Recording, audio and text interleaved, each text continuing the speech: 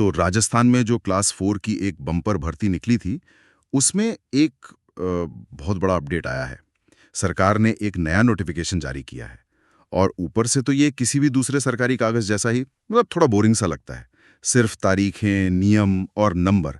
लेकिन जब हमने इसे ध्यान से पढ़ा तो पता चला कि इसके अंदर की बातें हजारों उम्मीदवारों के लिए बहुत बड़ी खुशखबरी हैं। बिल्कुल। ये सिर्फ एक मामूली सा सुधार नहीं है। ये अपने आप में एक कहानी है कि कैसे सरकार की प्रायोरिटीज बदल रही हैं, कैसे हजारों लोगों की सैलरी, आप समझिए, रातों रात बढ़ गई, और कैसे एक खास वर्ग के लिए अवसरों के दरवाजे और भी ज्यादा खोल दिए गए हैं। ये दस्तावेज मतलब एक आईना है कि प्रशासन कैसे काम करता है। तो चलिए आज इसी सूखे से दिखने वाले सरकारी दस्तावेज को खोलते हैं और इसके अंदर छिपे मतलब निकालते हैं।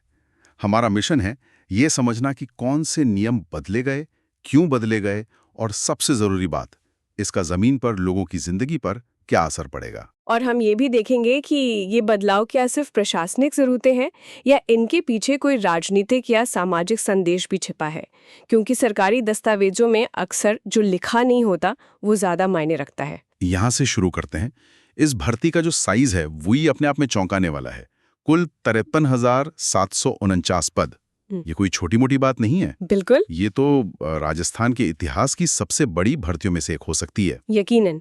और ये पद दो तरह के इलाकों के लिए हैं। 48,199 पद हैं गैर अनुसूचित क्षेत्र के लिए और 5,550 पद हैं अनुसूचित क्षेत्र के लिए।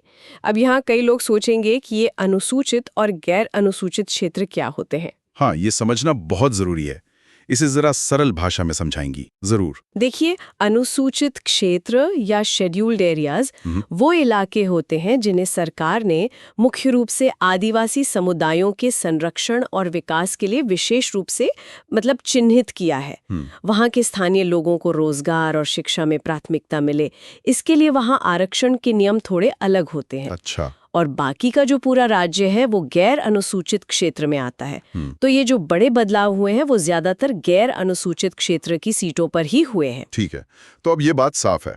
अब आते हैं पहले बदलाव पर, जो राजस्थान लोक सेवा आयोग यानी आरपीएससी से जुड़ा है। और सच कहूं तो पहली नजर में ये बदलाव थोड़ा मजाकिया सा लगता है। पहले यहाँ 34 पद थे और अब 35 कर दिए गए हैं। सिर्फ एक पद बढ़ाया गया है। क्या ये वाकई इतनी बड़ी बात है कि इस पर चर्चा की जाए? हाँ हाँ, सवाल तो जायज है। एक पद का बढ़ना सुनने में ऐसा लगता है जैसे ऊंट के मुंह में जीरा, लेकिन सरकारी भर्तियों की दुनिया में एक पद भी पूरे समीकरण को बदल सकता है।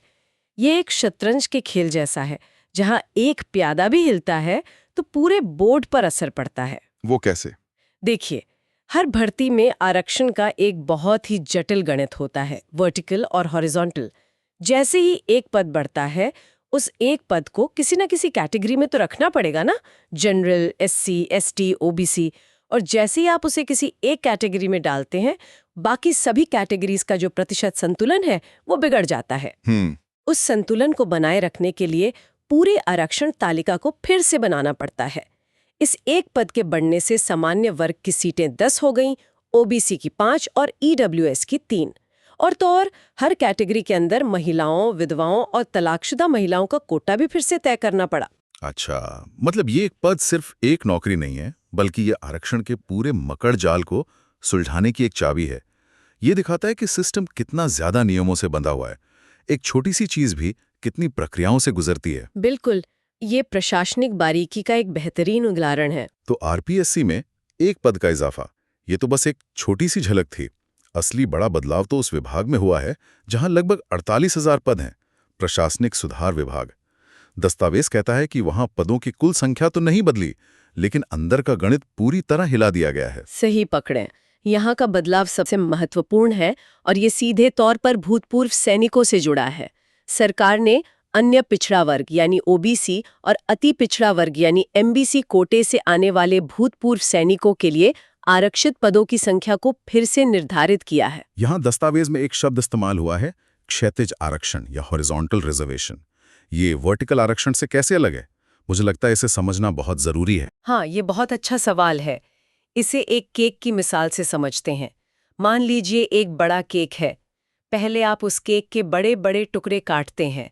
ये हो गया वर्टिकल रिजर्वेशन। ठीक है। मतलब एक बड़ा टुकड़ा एससी के लिए, एक एसटी के लिए, एक ओबीसी के लिए और एक जनरल कैटेगरी के लिए। ये हो गई मुख्य कैटेगरीज। ठीक है, यहां तक समझ आया। अब हॉरिजॉन्टल रिजर्वेशन का मतलब है कि आप हर बड़े टुकड़े के अंदर से एक छोटा सा हिस्सा किसी विशेष ग्रुप के लिए निकालते हैं। जैसे आपने ओबीसी वाले टुकड़े में से एक छोटा हिस्सा ओबीसी महिलाओं के लिए निकाल लिया और एक और छोटा हिस्सा ओबीसी भूतपूर्व सैनिकों के लिए।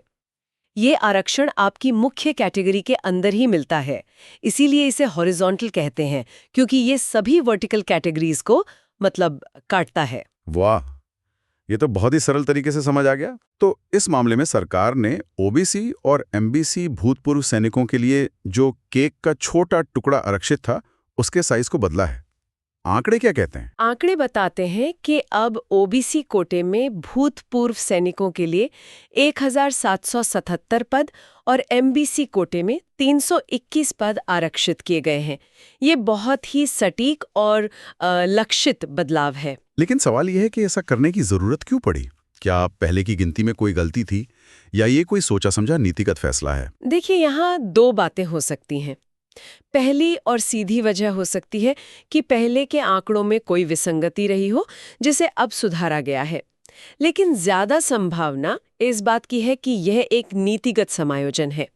अक्सर भूतपूर्व सैनिकों के संगठन अपने प्रतिनिधित्व को लेकर सरकार से मांग करते रहते हैं। हो सकता है कि ये बदलाव उन मांगों का या सरकार की अपनी समीक्षा का नतीजा हो, जिसके तहत इन विशेष वर्गों में उनके प्रतिनिधित्व को और मजबूत करने का फैसला लिया गया हो। यहाँ एक और दिलचस्प चीज है, बैकलॉग पद। दस्तावेज में लिखा है कि भूतपूर्व सैनिकों के कुछ पद बैकलॉग के हैं, जैसे ओबीसी में 9 पद।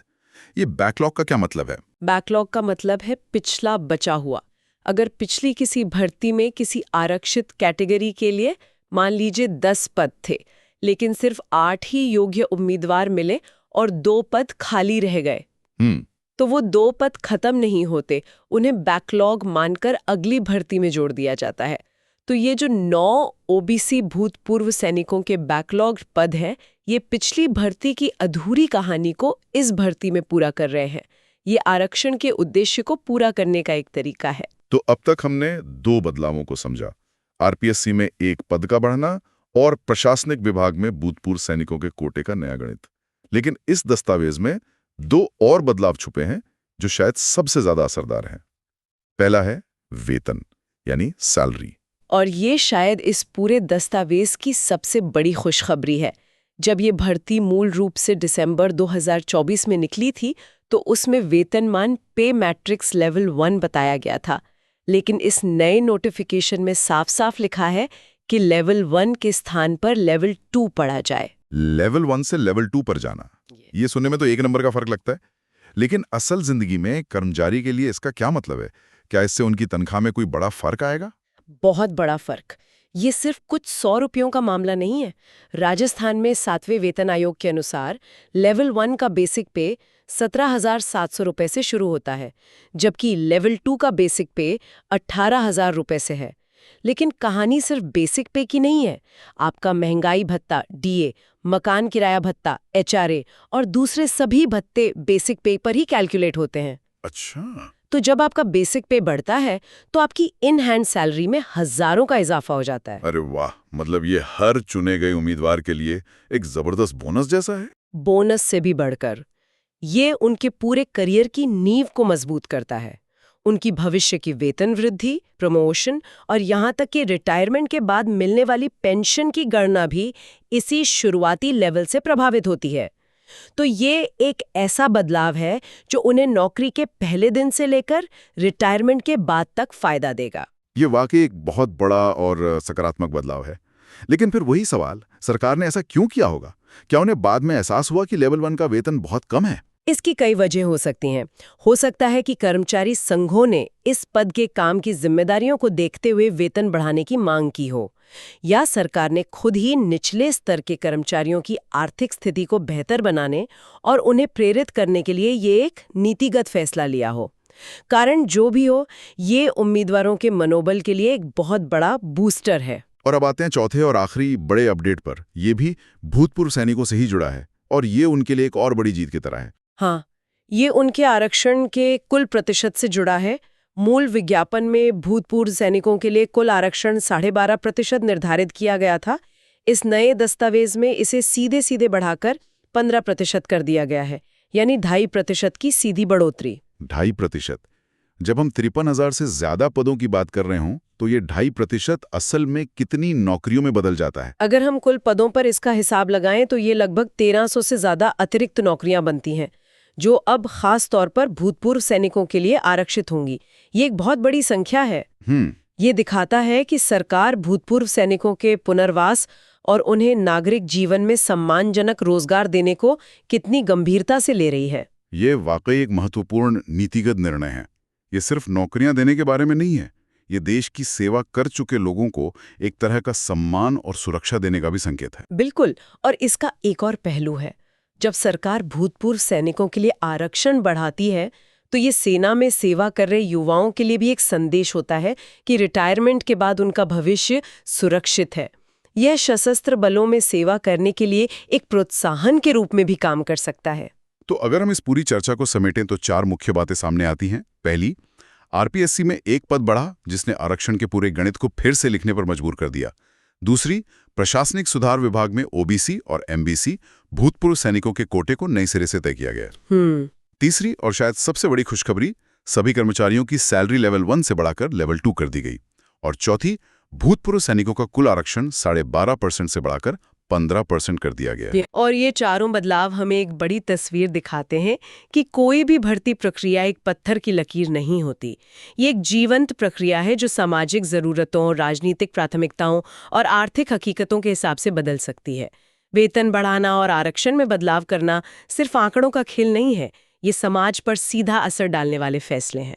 ये सब जानने के बाद मेरे मन में एक सवाल आ रहा है। हम हमेशा भर्ती प्रक्रिया को सरकारी सिस्टम के नजरिए से देखते हैं, लेकिन उस उम्मीदवार के बारे में सोचिए जो महीनों सालों से इस एक परीक्षा की तैयारी कर रहा है। हाँ, उसके लिए तो ये दुनिया ही अलग है। तो जब प्रक्रिया के बीच में अचानक से ऐसी खबरें आती हैं कि आपकी सैलरी बढ़ गई है या आपके कोटे में सीटें बढ़ गई हैं, तो उस उम्मीदवार के मनोविज्ञान पर, उसकी तैयारी की रणनीति पर और उसकी उम्मीदों पर इसका कैसा असर पड़ता होगा? ये एक बहुत ही दिलचस्प